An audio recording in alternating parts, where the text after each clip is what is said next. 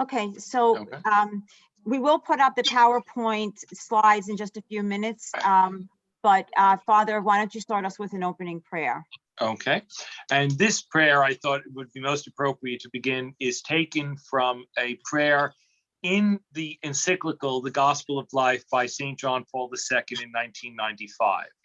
In the name of the Father, and of the Son, and of the Holy Spirit, amen. Mother of the living, to you do we entrust the cause of life.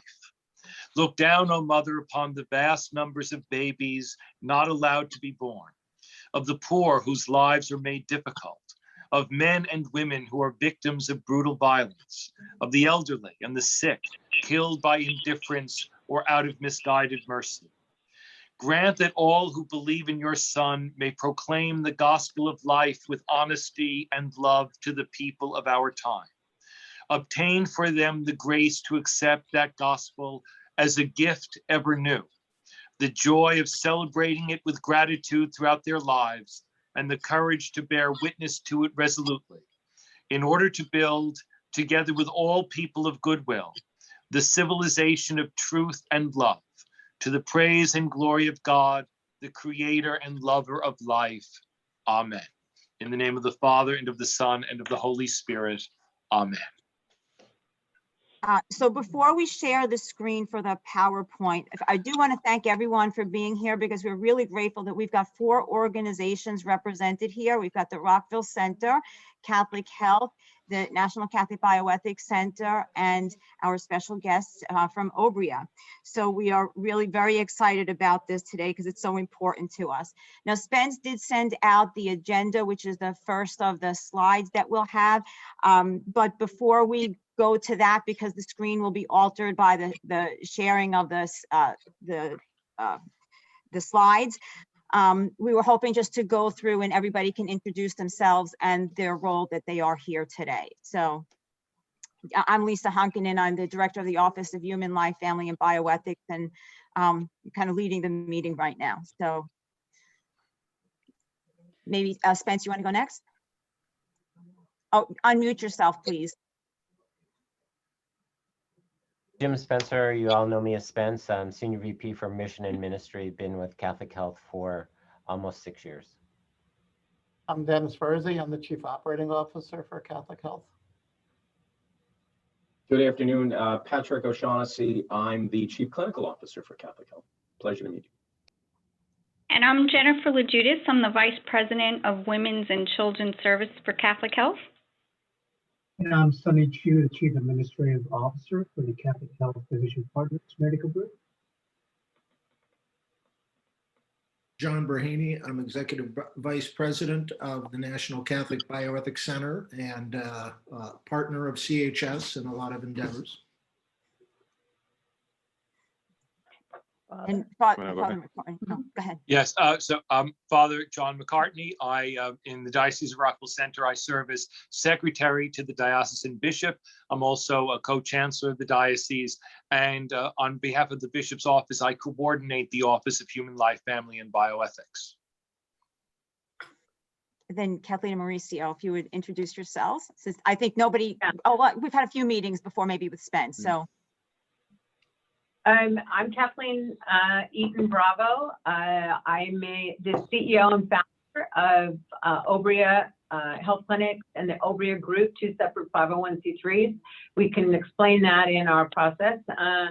I founded the ministry 40 years ago and work closely with the Archbishop Gomez is on my National Advisory Board, Bishop Van, just to come on as bishop here in Orange County and help me take what we're doing here and go national, and along with U.S. Conference of Catholic Bishops, which funded the national expansion and our brand under grant from the U.S. Conference of Catholic Bishops subcommittee of okay, I went brain dead. The subcommittee that has all the money. Catholic, oh my God, it'll come to me. I'm so sorry. Campaign for Development, and they actually gave us a $2.5 million grant to expand the model at First Choice throughout California. and then worked with us as we decided or determined after 3 years or through a lot of prayer to take it national. And so it really was funded and founded by the U.S. Conference of Catholic Bishops Campaign for Human Development, and the bishops and archbishops on that. I was actually a layperson on that committee for 3 years. And so we worked closely together to create the model that we have today. So that's sort of the background history of when we started this, and then we'll be talking about where we are today in our conversation. So that's me. Now it's my turn. Yeah. Hello, everyone. My name is Mauricio Leone, and I have been with Obria and with Kathleen for the last 8 years.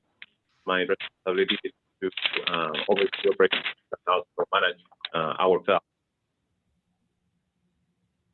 Okay. And Donna, you're muted if you want to just wrap us up with our introductions. Okay, I'm Donna Crean. I work alongside Dr. Lisa Hankinen. I'm the Assistant Director and Program Coordinator in the Office of Human Life, Family, and Bioethics, and I have a lot of experience in pregnancy health care center. I worked for 19 years in a pregnancy resource center, so I'm excited to be here. Thank you. Donna, I will just mention, I was having trouble hearing Obria. Their audio was crackling. I don't know if anyone else had the same problem. Yeah. Yeah, It a little might bit. be, I don't know if I can do anything on my end. I don't know if on their end, or if everybody can mute. Okay, when they're talking, I don't know if that'll work better, but okay. We'll try. Thank you, Bob. okay, so I'm going to now proceed to share my screen, which, okay, oh, here we go. Okay, so, okay, so everybody should have this on one side of their screen now, and you should be able to see everything. So this is the overview that you all should have received. I think Spence sent that this morning. And so we've done the opening prayer. This is the overview of what we'll do. I'm going to cover the current needs, in our diocese for abortion vulnerable women. And then I'm going to ask for, for Catholic Health, any extra input of anything important that I've missed that needs to be there. And then Obria will tell us more about their model. And then we'll have question and answers and wrap up with figuring out what's our next steps. So first, I just want to begin because a lot of times people don't know what our role is here in the diocese and, the purpose of the presentation today. And for the most part, one of our main roles is connecting many of the resources in our diocese to build a culture of life. And so if you think about the center of a wheel, we're in the hub of the center, and we're able to take all of these wonderful resources that we have available in our diocese and connect them to build something bigger, using all of those resources. But part of that first begins with identifying unmet needs, like needs of abortion vulnerable women, and then helping to build new collaborations like we're trying to do today with Obria. And so this initiative to build a medical pregnancy resource center, marks one of our first really big endeavors that do exactly what we're meant to do in here in the diocese. So just as an overview, this is Long Island, and for the benefit of Kathleen and Mauricio, this is Nassau and Suffolk County, which represent the Diocese of Rockville Center. And what I've done here is to mark off with the X's the Planned Parenthood facilities across the island. There's 8 of them that are active. There are other abortion, sites on Long Island that are run by private physicians, but these are the main ones that do the bulk of our abortions here on Long Island. Then I've marked off the locations for the 6 hospitals of the Catholic Health system, and 4 of them offer obstetrics and maternal fetal medicine and boast more than 5,000 deliveries each year. So in addition, what I've overlaid on here for all of the Planned Parenthoods are which ones we have active 40-day for life campaigns, where there are sidewalk counselors who go not only for the 40 days in the spring and the fall, but are also there year-long praying for the women who are going into the Planned Parenthood and trying to encourage them to consider other options to save the life of their babies. And so here I've marked off the Hempstead and the Smithtown facilities. They're both located near Catholic hospitals. The reason I marked those off are because they are the largest and most active of the Planned Parenthoods, and both of them do surgical abortions. So they're really where we are trying to focus the most of our time and energy. The one here in Hempstead, that is close to a pregnancy resource center and to Mercy Medical Center, which has a system that works, even if it's not perfect. But at the Smithtown facility, we really have nothing to help those women get over into a truly life-affirming pathway, so that they will bring their child to term. And so we're really trying to focus our energy and thoughts on that particular facility, or in that particular vicinity, I should say. So what happens to a woman when her world is turned upside down by an unintended pregnancy? Well, generally here on Long Island and in most places is that they'll go check up on the internet for, where they should go, or they'll refer to a friend or a family member, or even rely on information that they got when they were in high school and Planned Parenthood presented at their school, or maybe even from her own past experience. They go to Planned Parenthood. That's where, so many are led to go. But we know that of the women who go to Planned Parenthood, even if they're not intending a pregnancy, intending to abort their pregnancy, 96% of them will walk out having had an abortion. Sometimes they will encounter a sidewalk counselor who will convince them to consider another alternative. And so they'll refer them to a community-based pregnancy resource center. These are usually, they're either non-denominational or heavily influenced from a Christian or Catholic perspective. But from the Pregnancy Resource Center, they will usually lead them to get an ultrasound, because we know that as many as 78% of women who are considering an abortion will change their minds after they see their unborn child on the ultrasound. And from there, those women then will be referred to a medical office that will help them to, with their prenatal care. Sometimes the Pregnancy Resource Center will refer them directly to the medical office, where an ultrasound will be done in that office. But ideally, those women will go back to the resource center for further counseling and support, during and after their pregnancy. Now, the reason why the medical office has the pink box around it and the question mark is that these are, medical offices in the community. We don't really have a whole lot of control about what happens there. So often in those clinics or doctor's offices, other options will be discussed, telling women that, well, you don't, even if they've come in there now through the help of a sidewalk counselor in the Pregnancy Resource Center, they'll talk to them about other options. After the baby is born, they may then introduce contraception, tubal ligation, sterilization as options these women should consider. So it offers a very mixed message. Here we are trying to be consistent in the life ethic we present, and then we're sending them into a medical system that's undoing what we're trying to do. And so it creates a big dilemma for us. Now, one of the things you'll also notice here is all of those blue arrows represent time and distance.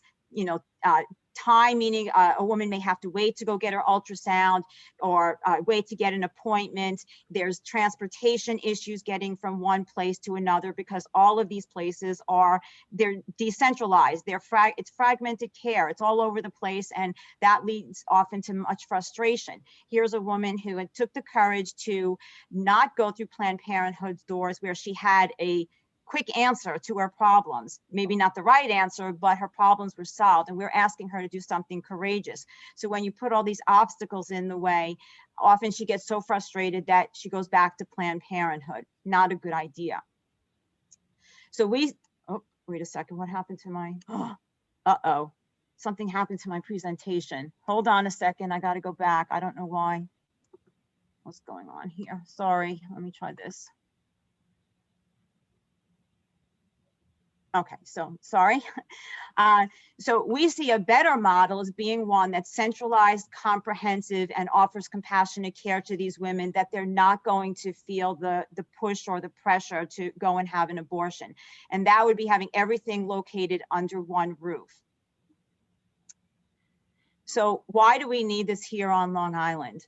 Well, this past year when Donna and I started in the office, one of our first things was to promote the 40 Days for Life with the support of the diocese, because praying in front of the Planned Parenthood is a very important witness for us to do. And it's helpful in having some women, courageously turn around from Planned Parenthood.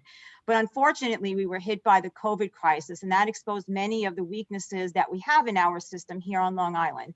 Because, for example, the pregnancy resource centers, because they were not medical, were considered non-essential and were shut down, while the Planned Parenthoods flourished. They were very, very busy.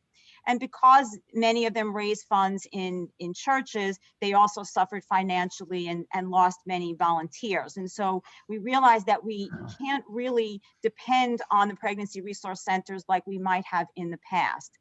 There is, though, one medical pregnancy resource center on Long Island, but that has an evangelical and Protestant angle. And so even though they are not for abortion, they do offer contraception and other things not consistent with our Catholic teaching. And we're not really comfortable sending women there because it sends a mixed message.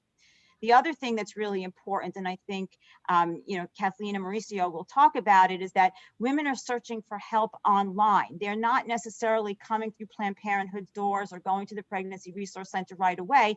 They're looking online for help. And so if we're not offering medical help, we're not going to come up on their search on Google when they're looking for help with an abortion. And so we need to be competitive and get their attention. We need to offer something that puts us on par with the medical, medical aspects of care that will get us attention online.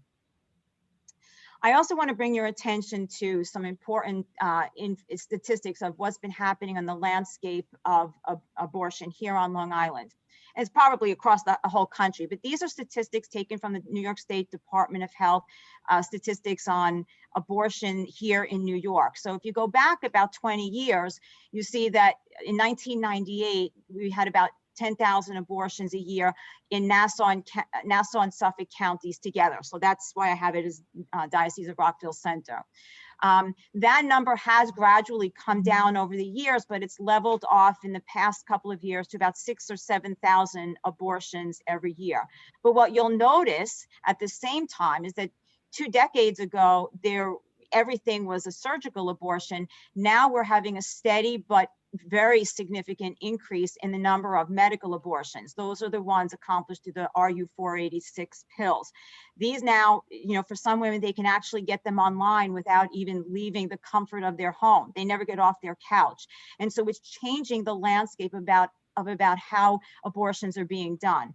And if you look at 2018 statistics, which are the last year for which we have numbers available, there were over 6,700 abortions in Nassau and Suffolk, and 41% of those were medical abortions. And I expect that number will be increasing now with all of the pressures we've seen with COVID, and I think it's a direction that we'll be going in continuously. So how can this work here? Well, I think it's important, especially as Catholic Health has rebranded, that having a center like this would be an invitation to truly Catholic healthcare. But then that's also a portal into the Catholic health system. So I think it's a beautiful time for us to be considering this, because a center like this, all of the pregnant women who are coming through a center, that we would have, all of those deliveries would be directly referred to the Catholic hospitals. That would mean labor and delivery, the NICU, all of them would be benefiting from this center. We also have to keep in mind that women are usually the primary person in the family who makes decisions about healthcare. And so if they have a very positive experience, not just with this pregnancy resource center, but also with the kind of care, seeing that the truly Catholic healthcare is the better way to go, they're much more likely to be continuing that healthcare in the Catholic health system. And that would mean pediatrics for their children, family practice or internal medicine referrals, and other subspecialty care, ER diagnostics. They're going to bring that to Catholic health. I do want to also emphasize that this is not intended to be competitive with, but rather complementary to the Gianna Center. I think sometimes it gets lost in some of the promotion that the Gianna Center is truly Catholic care and is very beautiful, but its focus really is on fertility awareness and restorative therapies for infertility. I have to really thank the Gianna Center tremendously for the help that they've given for crisis pregnancies that have been referred to them, but it's not their main focus, and they don't have the capacity to take care of these crisis pregnancies on a regular basis. So they can only really manage prenatal care up through the first trimester, and they just don't have the capacity. They're busy, doing what is their main focus. And so we really see that we need to have a special center for this specialized care. And so it's also important to realize that in doing this, we are helping a very underserved population. I've already, kind of mentioned these abortion vulnerable women. They're an underserved population because they're just being told Planned Parenthood is their only option, and it's not. We can offer something much, much better for them. But also, people don't realize that abortion neutral women are also underserved by the current model of Planned Parenthood, because there's many women, and we know this from experience of actually being there with some of the sidewalk counselors, that some of these women going to Planned Parenthood are going there merely because they're unaware that there are any other options. They think it's their only alternative out there. And then there's a third group of underserved women who are those who are pro-life, and they're wanting pregnancy care that's completely consistent with the ethical and religious directives. They don't want a doctor that said that supports their pregnancy, but in another room is telling a woman that, contraception and sterilization are okay. And the only way to really guarantee that is to have full control of that under that one roof. We also want to point out that this is an opportunity for us to distinguish Catholic healthcare from the competition. We've got Northwell and Stony Brook and, Mount Sinai. All of them are out there, but what makes us different? And this particular initiative would help us to provide services that are really true to our faith and our Catholic mission. But it also legitimizes care for a population that's otherwise marginalized and stigmatized. And that even includes those pro-life women who are often told that, they're not normal. And that's a problem when you can't find women's health care that you can feel comfortable with as a faithful Catholic. But this is also an opportunity for us to bring relationships within the community for future care. And that would include college students. Don and I are establishing relationships with some of the college campuses and their Students for Life programs, but also future care, even by introducing what good women's health care can be to the Catholic school populations and for our high school students. And then one other opportunity that we should not miss is that one for developing a pro-life OBGYN residency training program, because we don't have that anywhere here locally. So the question always in the back of everyone's mind is, this is a great idea, but is it sustainable? We do have the example from the Soundview pregnancy model that they are sustainable. They have been making this work. But like I said, the caveat we have is that they offer contraception and things that are not consistent with our Catholic faith. So it's important, and I hope that, Kathleen, you can speak to it about how the medical services, through a model like this can be covered by insurance. We also cannot forget the downstream hospital revenue that I already alluded to by talking about the decisions that women make for the continued health care of their family members. So that would be the hospital revenue from not only the delivery of the baby, but those related to families' needs after that. And so those hospital revenues and specialty referrals can be very beneficial, but downstream. Then there's also the whole area of donors who are really eager to see something like this on Long Island, and they could be very helpful in supporting the counseling and material aid services. Plus, we have a very strong volunteer base that we know is just waiting for something like this to happen here on Long Island. They've been waiting a very long time. And I think the reason why it's so important for us to be speaking with Obria today is because it's important for us not to just start this on our own and just try to figure it out, because political climate is getting very much more difficult and dark as we take every day forwards. And so having a nationally recognized brand really would help us, get a step ahead as we would start out something like this. And so, I know, Obria, you can talk about the marketing and other social media tools that would already be available on day one.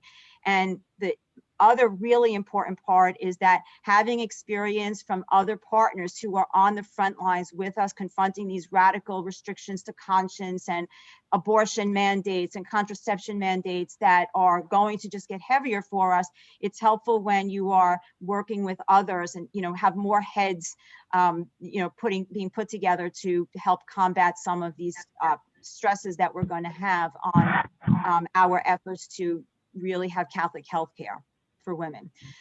So I just want to conclude here with Pope St. John Paul II and Evangelium Vitae commissioned us to help women to discover new hope and find assistance and support in overcoming hardship and the fear of accepting a newly conceived life or life which has just come into the world.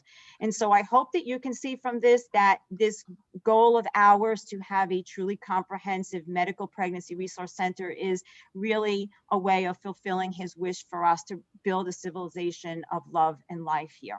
So with that, I'm going to turn it over to anyone from Catholic Health that wants to point out, I hope I don't have any discrepancies there, if there's anything else you wanted to add to, to this so that we're all on the same page and feel like we can, move forward. Lisa, I think you covered almost everything, even regarding Catholic Health, our 4 obstetrical sites, our MFM sites, 3 Gianna offices. The one thing that maybe Spence could you speak to is Emily's gift. Thankfully, it's not used all that much, but it's another, I'm going to say God's work and another resource that we could offer to pregnant women. Yes, and I think we have Janet Stevens at Good Sam, who's really been a pioneer in educating our nurses. And we've had actually through Dr. Lisa, some folks from Brooklyn referred to that the dignity of the human person when someone experiences a miscarriage and how we do the burial and do not treat genetic tissue, a baby that is there as medical waste. And our pathology department under the leadership of Dr. Engeliner has worked with the pathologists to scour the tissue from a miscarriage and extract that and let that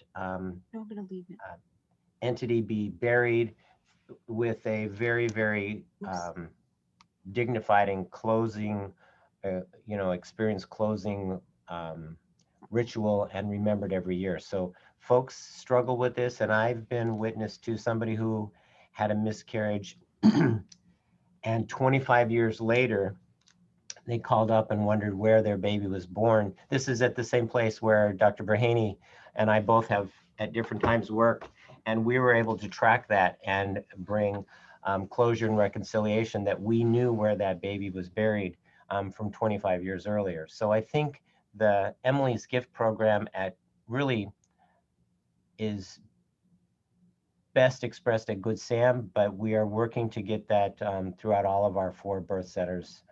So it's really a wonderful process. This is Patrick. I'll just add, Lisa, I thought your presentation was wonderful and thorough. Women's health services are a big part of the services that we provide at Catholic Health. I see this exactly the way you outlined, as complementary to Gianna. It builds us and gives us, I think, complete, comprehensive approach to managing the situation. I think we've been looking for a model like this, right? As you've indicated, I think past relationships were not perhaps comprehensive enough and fully medicalized enough to provide the care that's needed. So I'm excited to hear what our colleagues at Obria have to share. And before Obria, I'd like to say, I know a couple of years ago, more than 2, Dr. Braheny and I met with the obstetricians in the city, and I spoke with Dr. Gersey about this. If we don't find some way to present a Catholic vision or Catholic lived women's health services that that links our OBGYNs with us. We have very, very loyal OBGYN physicians who are willing to stick with us, but they are getting picked off right and left. And it was to the point where Dr. Gersey and I said, should we tell Bishop Barris that there's a genuine threat to our labor and delivery at Good Sam and our 3 other hospitals? So I think there's something that we need to do to deliver this quality medicine in a way that really can resonate with our physicians and serve people better. So I think we need to do something. And, you know, if we could double, you know, if we had just half of those abortions that were provided by us, that would be new life, and we could provide great medical care, and there would be folks with us. We also need to work with Catholic Charities and some other folks. I just listened Monday or Tuesday night, I sent you the link, the Harvard Ethics Consortium did a presentation. I think Dr. Katie Watson, she's an attorney, and she wrote the book Scarlet A in 2019. They have a lot of statistics about why people select abortion, the top 4 reasons, the main reason, statistics. And it was presented in a very, very, abortion is normal and reasonable. I think that we could learn a lot from the statistics that are in that book. So I think we could deliver better healthcare, but the time is to, you know, to really bring something to Long Island. And I think Obria has really got a financially sustainable model as well.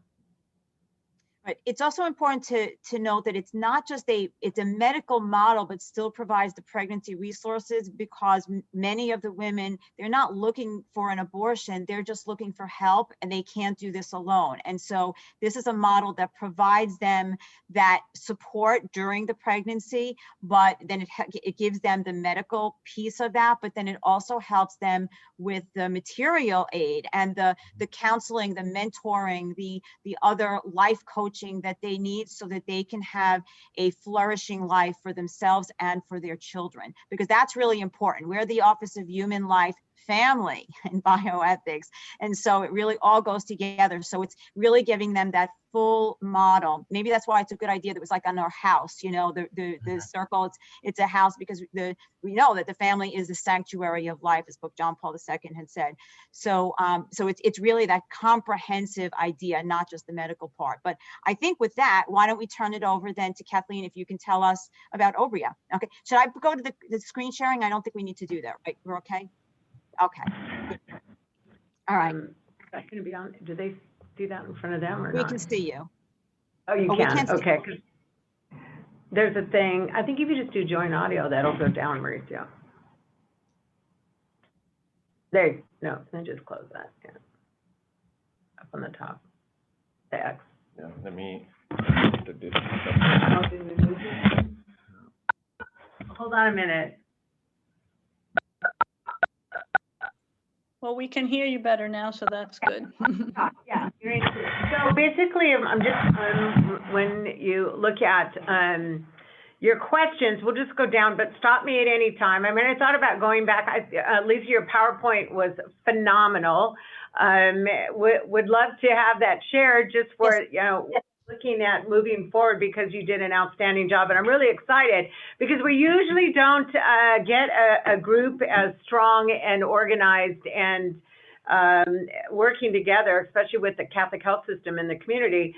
We usually don't get that when we get people calling that are interested in Obria. Just so to let you know, you know, we'll go through the brand, but remember this, you know, we're only when you unite under a brand, you're only as strong as your weakest link. And so we're very choosy and picky, because one organization could sort of smudge that brand or whatever. So when we come into these meetings, I have to say you're one of the best. This is phenomenal. So kudos to you, Lisa, at the very beginning. My heart is beating so fast, I can't even tell you. So with that said, what is Obria? Well, I just, you know, I 41 years ago walked into a Planned Parenthood. I raised Catholic, but left my faith.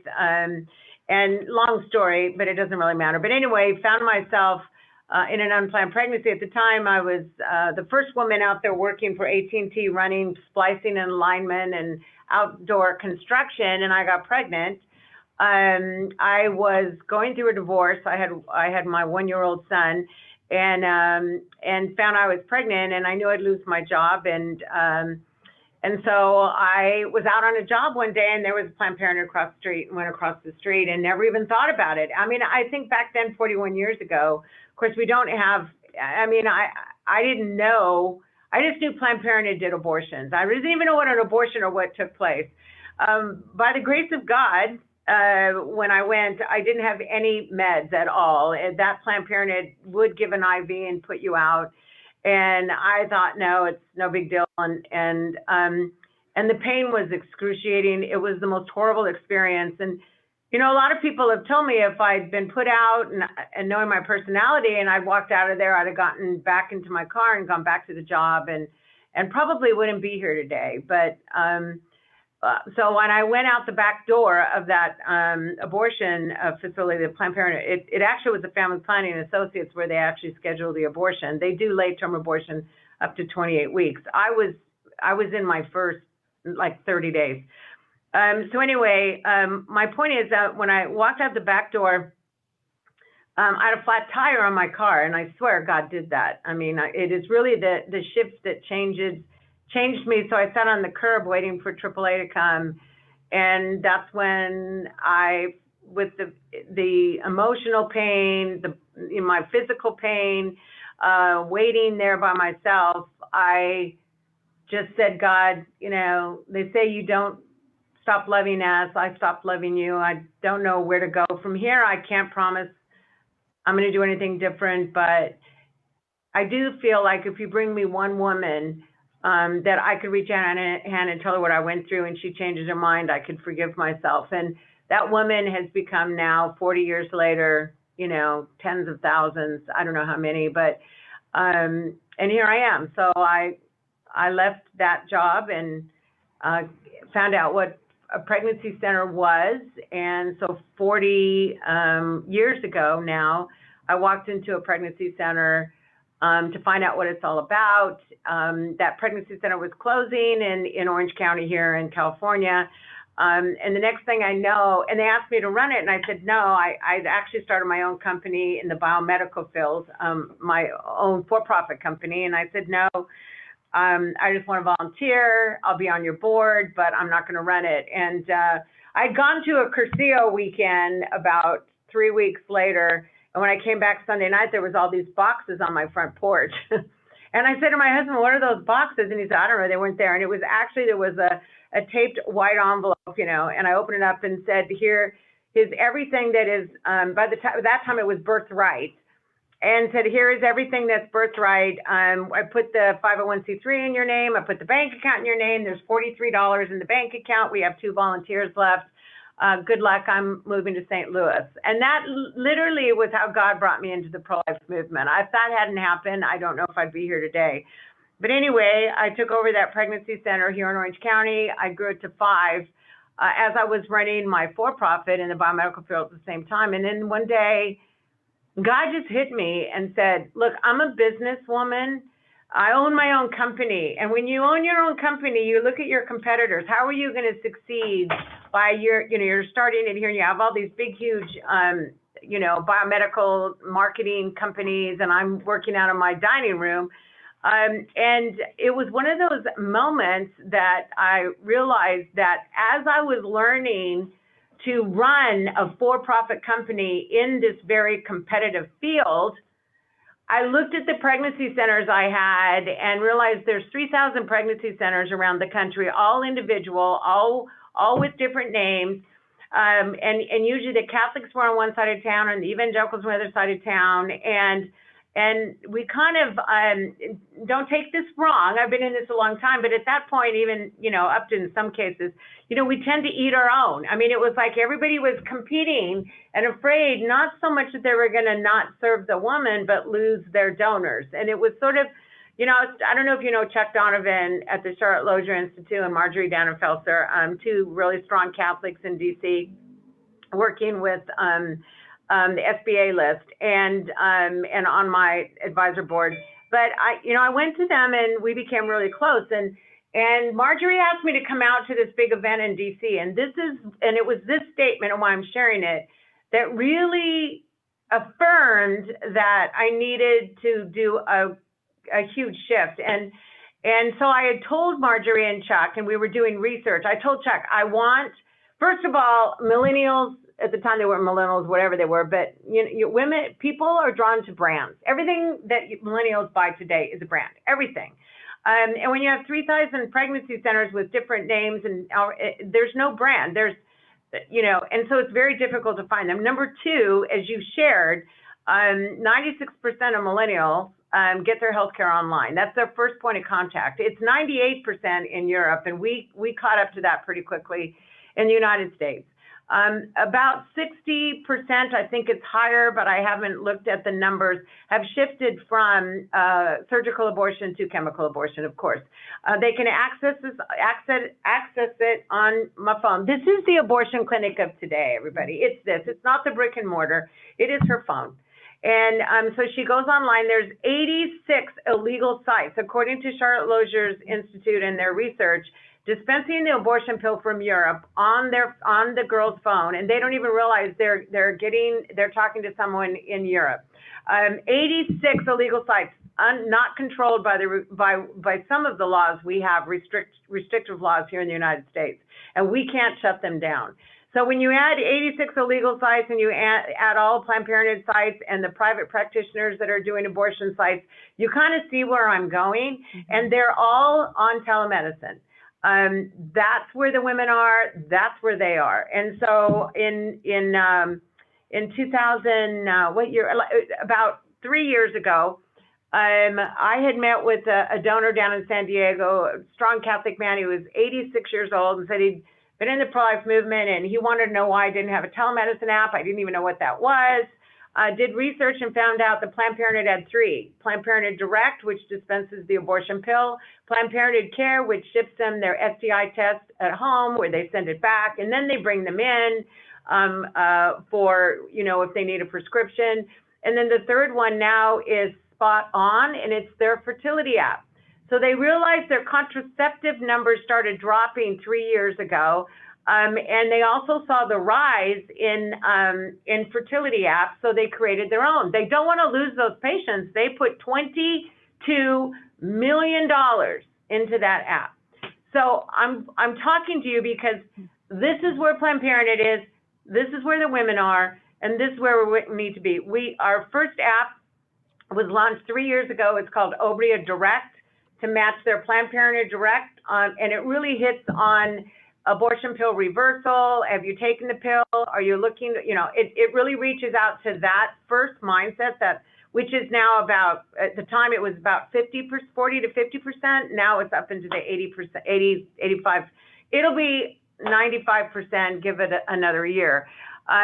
We are now in the process of creating our second app. Remember that Planned Parenthood had Planned Parenthood Care. We're going to do Obria Care, and that is making sure that the women who are on that slippery slope and hooking up and having sex and looking for contraception. We don't do contraception, of course, we do not, but we market to those women. We market to get them off that slippery slope and into our clinics, and all the things you talked about, Lisa, is exactly what we need and must have in this medical model. A brand, a national brand. They love brands, number one. We have to be boots on the ground clinics. You have to have your brick and mortar, but you have to have telemedicine. Telemedicine brings them in. It's your first point of contact, and then you drive them into one of your brick and mortars. Sometimes, depending upon the services, they don't even have to go into the brick and mortar, which they love. In other words, creating a model, a national brand. Planned Parenthood is a 100-year-old brand. Look, our brand is what is it, Mauricio? 5 years old now. But you know what? We got God on our side, and our brand has taken off. We have 54 clinics right now around the country.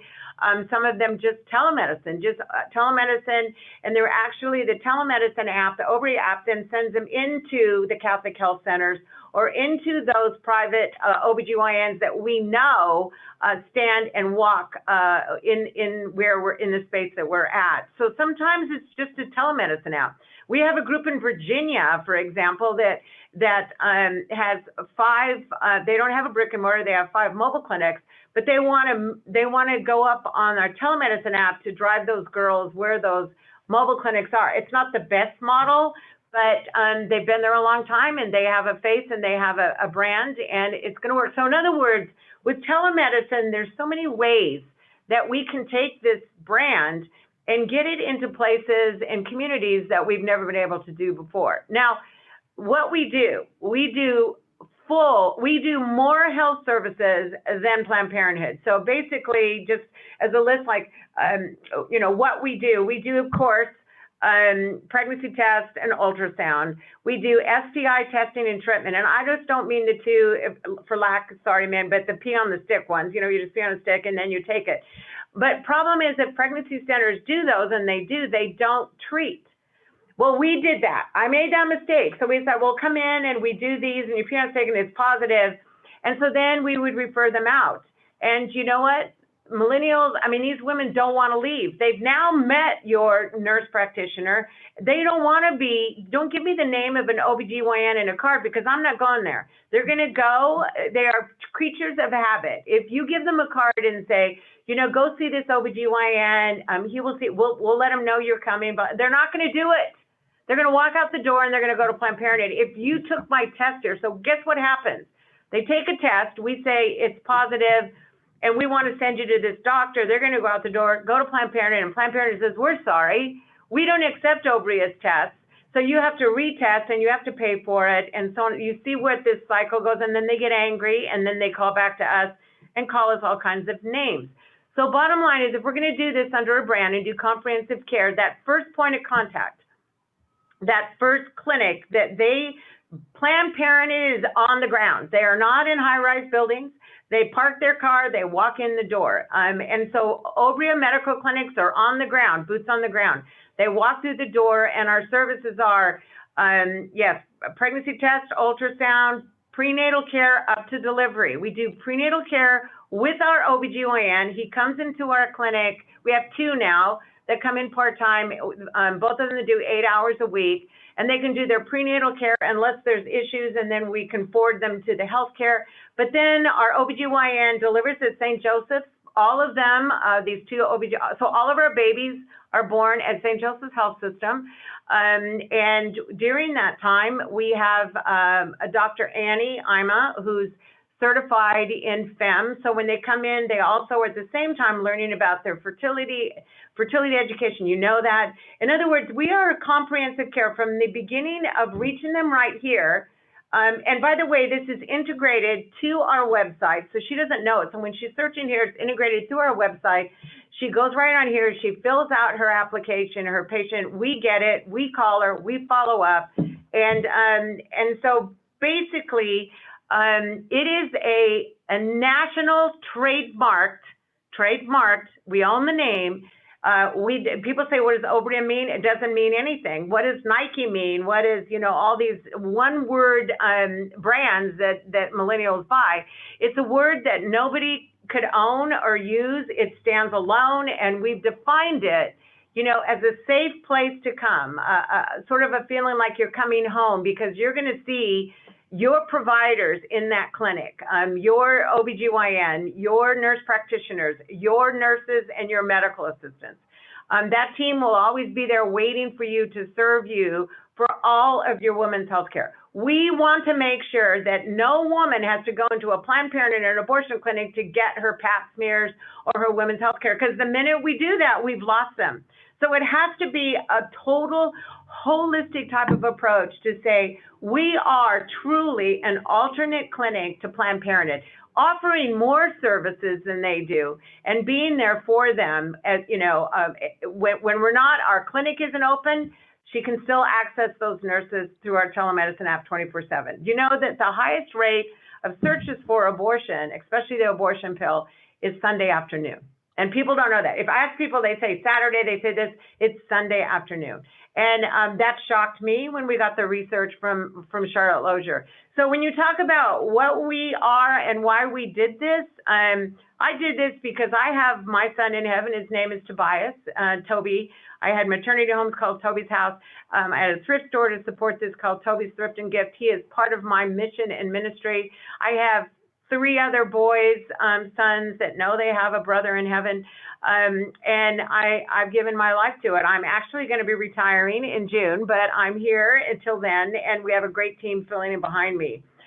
Why are we successful?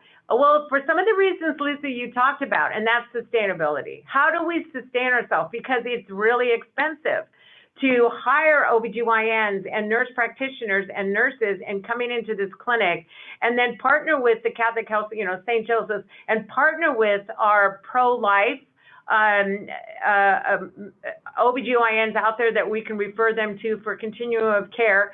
And this whole really lovely, outstanding sort of circle of life here that we have in Orange County that we've now moved into up and down the state of California, and now we're taking it national. But we're successful too because, and I'm going to turn it over to Mauricio for this part, on how do you sustain a clinic out there at this level just by donors, and we can't. And so Mauricio has been with me. He's brilliant. He came out of the FQHC, a Federal Qualified Health Clinic system. He heard me speak at his church, evangelical church here in Orange County, and he went to his pastor and said, that woman, I want to work for her, and I want to write the grants, and I want to come in. And he showed up, and I hired him on the spot. He's been with me now for, I don't know, it seems like forever. And what he brought into this that I wouldn't have known how to do is how do we take those pregnancy center, moving into a clinic model that they can sustain themselves by billing. Now, it's interesting, it probably be about 70% of the pregnancy centers out there sort of knock us down or kind of try to give us a black eye that we're billing and you shouldn't do that because you're getting money from the government. We're not getting money from the government, we're getting money. They have insurance under Obamacare or under the government system, but those women are paying a little bit of money for that healthcare. They're proud that they have a healthcare card. They want to come to a clinic where they feel like they're not free. Although if a girl does not have care, we serve her.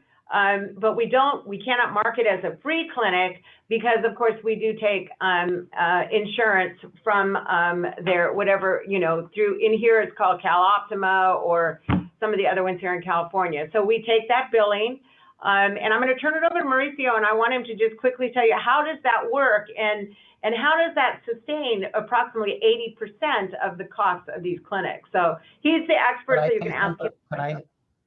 This is Spence. Could I say something first?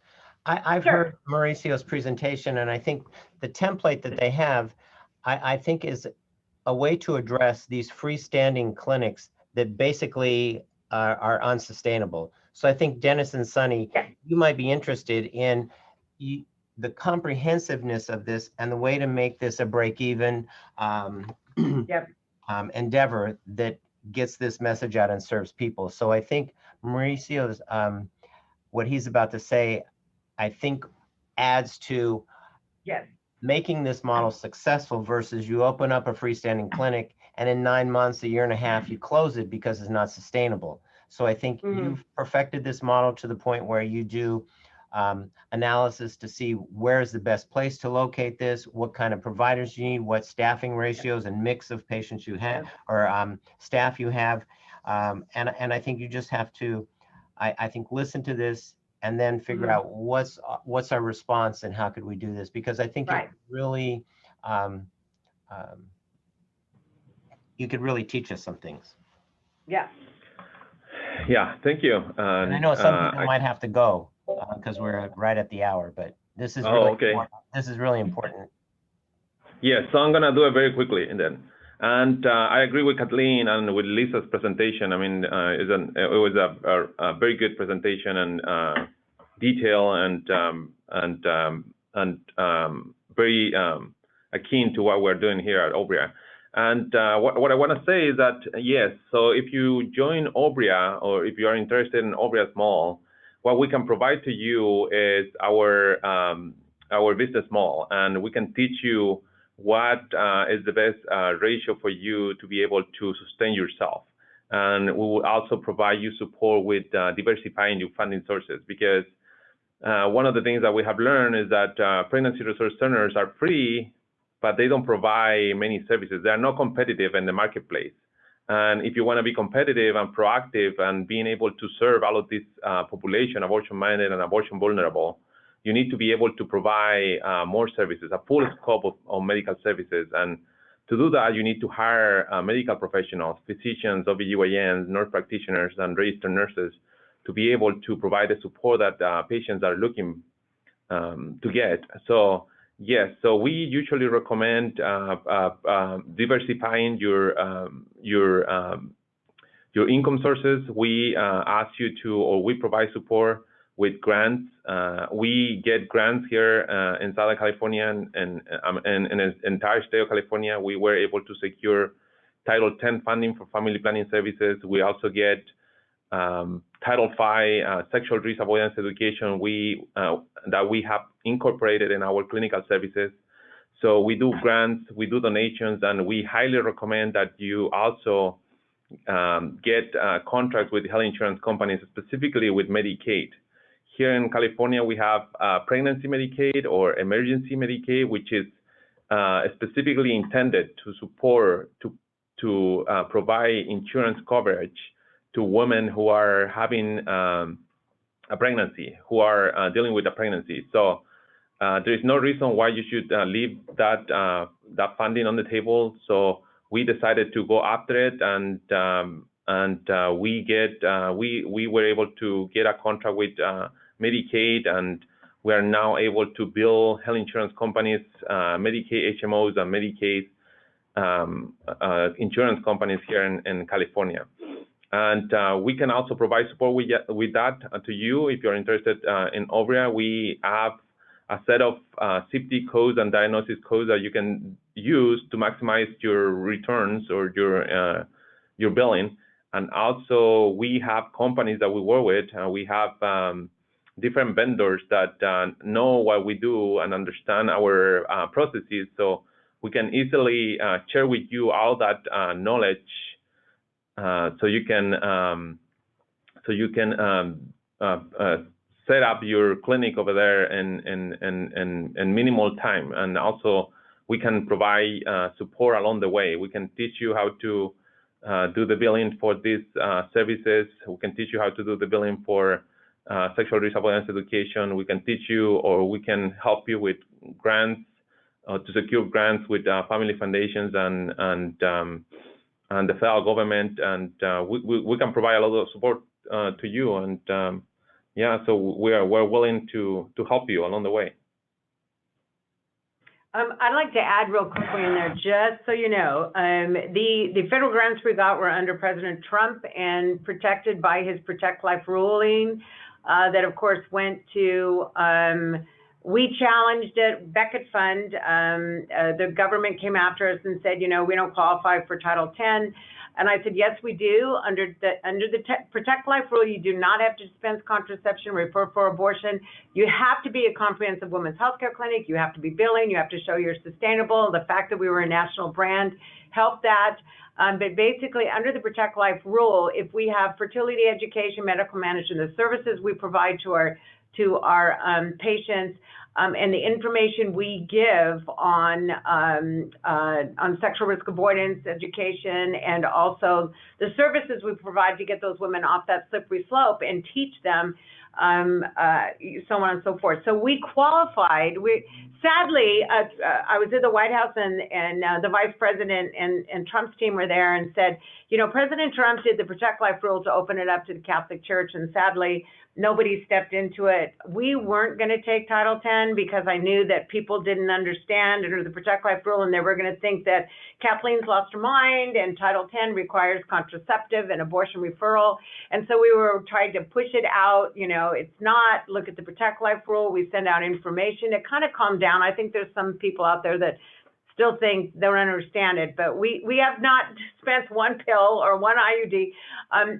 But I just want you to know, of course, especially today under COVID, the Hyde Amendment was brought down, as well as the Protect Life Rule. And so those federal grants will go back to requiring contraception, and the date that happens, we will stop taking, the funding. So I want you to know, because you probably are reading this, I just saw it today, came out in the Washington Post, that basically the Hyde Amendment under the this horrible COVID bill that came out that has all this pork in it, and that one of the things is to, first of all, they already passed the Mexico rule, so we're paying for abortions all over the world. But as of today, we're now paying for paying Planned Parenthood for all abortions. Hyde Amendment's gone, and so I think it's more important than ever. Mm-hmm. And I'm sorry, but this is a crisis to get these branded clinics out there that can serve these women, because Planned Parenthood got a check for $50 million just off the bat.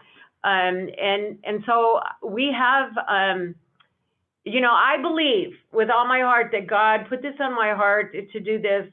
And here we are today, because it's for such a time as this. And it actually is a biblical, from the book of Esther. And that's what I used in what I was reading when I realized it was for such a time as this those years ago, but I had no idea that we'd be where we are today. And actually, I believe that all this work that we've done and God just putting it on our hearts and pushing us and opening up doors is for such a time as this today. And this morning when I was reading all this and really crying and praying and crying and praying, and realized how important this meeting is today, because I'm praying, y'all, that more organizations like you put aside their, oh no, we're standalone and we don't want anybody to tell us what to do and how to do it, that I pray that the Holy Spirit just goes across this country, and that we realize the only way we can win this battle, the only way, is unified under a national brand, offering these services, being able to, look, you take my money away, I've got donors, we're going to find foundation grants, we're going to, from the federal government, that's fine. That's okay. We did it because we stepped in so that the Protect Life rule would be for naught. We wanted it in the books. We wanted it to be challenged in the courts, so future years people can look back and see what we did under the Protect Life rule. And so here we are today. And I wanted to really hit you hard on this, how important it is for us in Catholic health care at this point, and what's coming at us under this COVID bill and the future, and where they're going to continue going, to unite and be a force together, united, that we can actually fight back. And so, yes, I see. Yeah, go ahead, Jim. You're muted. Jim. You're muted.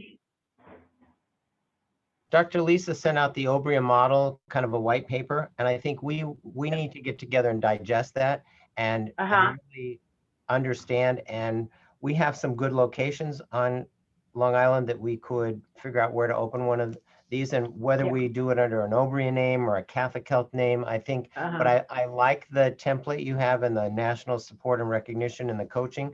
So I think it's, I understand, Dennis, I don't think that the template is too expensive, but I think that turnkey operation gives us a little bit of national clout and ability to do something. So I think if we figure out what we can do together, there's a good approach to this. But can I ask a question, Spence? I'm sorry. Yeah. Again, I'm running a little short on time. I'm very intrigued by the program. I think you guys have done an amazing job. I understand on the model in one of the white paper documents, in terms of the general operating budget. I want to thank Mauricio for laying out some of the good work that you guys do to support different grant on the subsidy side. Can you describe, is there a licensing fee, or how would this work? And again, looking at if Catholic Health was interested to pursue becoming an Obria affiliate, could you maybe, Kathleen, take a couple of steps to just walk us through that, how that would work? Yes, basically there is a licensing fee. I'll just go ahead and send you the contract that we created by Catholic attorneys. But again, we actually have more evangelical clinics out there than Catholic. It's kind of sad because I think the Catholics sort of rooted in the pregnancy center movement and don't understand the shift that's coming out, but also, you know, which is really beautiful to be this ecumenical sort of, but we have a contract you have to sign, and contract talks about what the licensing fees, and you know what, it's been a while since I looked, but I want to say it's $1,000 a year. Mhm. It's not a lot of money. We're not here to make money. We just feel like if people invest financially in it, as you already know this as businessmen, business people, that, you know, then they give more to it. But there's a licensing fee for both telemedicine and the Obria medical model. We import our all of our medical manuals, all of our operational manuals, our marketing. We have, by the way, Planned Parenthood has one website, PlannedParenthood.org. We have 3,000 websites with the pregnancy centers. But if you become, you know, if your clinic is under Obria, you have landing pages on the one Obria website for the country. And you have your own landing pages. So when a girl searches in Long Island, you come up, we don't, but it's, again, it's through that background, you know, to, you know, making sure that she's getting to the right clinic. So there is a fee for all that, but it's actually minimal. We didn't do it to say we want your money. We did it because we feel like they have to invest something, so they feel like we're investing money in this, we need to do the work, you know. So hopefully that answered their question. I can get you copies. I can send it to you, Lisa, so you could, they're under reconstruction right now. You know, we created them and now we've been in this national movement now for 3 years. So we've gone back to the drawing board, but I'll send you the existing ones knowing that it's in the process of being updated. I'll send both the telemedicine and becoming you know, taking the Obria brand into your clinic. That would be wonderful. Yeah. Thank you, Kathleen. Also, John Brahany's on the phone. He is familiar with organizations across the country who have employment models for OBGYNs that are really true to the ethical and religious directives. So he's got some ideas that we could share with great. Dennis and Dr. O'Shaughnessy. So good. Great. We love partnerships, and we learn more from our partners than us sitting around a room and trying to figure out what does this look like, you know. We love it. So it's back and forth. We're not there to take you over and run you. It's just coming in as a collaboration under a brand with one website and telemedicine. And it's basically getting out there and make sure that when those women search, they come, you know, the Obria brand, the stronger it gets, the more powerful it gets when those girls are searching online. Look, Planned Parenthood comes up 1, 2, 3. And in some of our locations, for example, San Jose, we come up #1 above Planned Parenthood. Georgia, we do as well. I think Texas, we do. So we do deep digital marketing, deep, you know, behind the scenes to make sure in those searches that all those keywords are in the right location. We do optimization of that website. We're in the middle of a redo of that whole website. It's under construction, working with a Catholic group out of Chicago called, what's it called? Renegade by Tim Watkins. We have a lot going on, and we just continue. We're redoing our apps. We're creating a new app. And we do all the work, and we get it out to you as soon as possible. This is God's mission and ministry, but we love it's back and forth, and we really love that. So also we have a commercial real estate program. Yes. If you are looking for a location right now and you don't have any help or support, professional help or support and data analysis to see where the most incidents of abortions are, we can provide that support. We have our own commercial real estate company that has been supporting us for the last 2 years, and we can make them available to you. They're national. I met him through Archbishop Gomez. He's been doing Catholic real estate for the diocese all around the country. It's called Deodate, DEODATE, and they're phenomenal. And they're actually, just so you know, we need to upgrade the white paper, but we've hired them that has done all this research on where we need to be and why we need to be there to do a research paper for us. And they're in the process of doing that, which will go out to all of our affiliates. So anyway, we keep moving forward on every avenue and figuring out, you know, where do we need to be? And I just have to say this, you know, this, the 2 largest abortion states is California and New York. And we tend to get a lot of affiliates in other states, and it doesn't matter no matter what their abortion rates are. But but we have Obria is up and down the state of California. We have nothing in New York. I've been approached by some people in New York. I think Chris Slattery was one of them. It wasn't a good fit. I bless him for the work he's doing, but we've been holding on to just feel like that God's going to bring the right team to actually bring Obria into New York, the state of New York. And usually when you do that, for example, our Texas one, she's expanding throughout Texas, and she's our, you know, she handles that in Obria, which would be great. So when looking at looking into, into the future in a broader perspective is hopefully if we do this and it happens, you'll find that your model will grow, throughout the state. And we really need to plant our feet in those two. 50% of the abortions are done by these two states in this country. And you probably already know that, but if you didn't, you know now. And so that's why when you called, I'm really excited about this, and whatever comes out, I mean, you've learned about us and pray for us, but I'm hoping that we can come up. I would love to work with y'all and get Obria growing in the state of New York. I've taken this model to Cardinal Dolan, loves it, and working with, we're going into Portland with Archbishop Sample, and Archbishop Coakley in Oklahoma says, when can you get here? And we continue to work through the diocese, Archbishop Corleone, and really expanding the model. And we're just really excited to know that Long Island is in the state that I've been praying about for a long time. So I'm not sure, I mean, it might not happen, but I want you to all know that I'm just going to I've been already praying big time, and my rosaries are offered for this collaboration. So I have a question. Is Dennis or Sunny have any questions? I mean, Dennis, Sunny, or Jennifer? No, I mean, I would look forward to getting the materials. I mean, the only one question I would have, is it the contract that would kind of guide the program, or is there like a proposal that you give us as to what you could offer us for like a turnkey startup? That's a great question.